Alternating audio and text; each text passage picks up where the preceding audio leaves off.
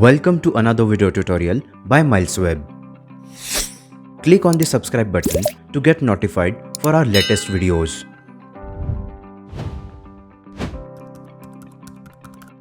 How to disable SSL for a domain via DirectAdmin.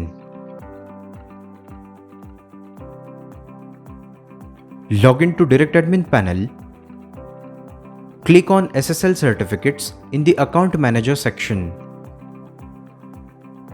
The interface for SSL certificates will open. Click on the Disable SSL button in the top right corner. DirectAdmin will disable the SSL for the registered domain. The next time you try to access the SSL certificates area, the system will not allow it.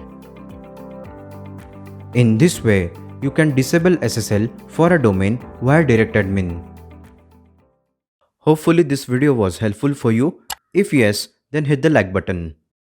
For any technical questions, you can contact us on this email ID. Do follow us on other social media platforms.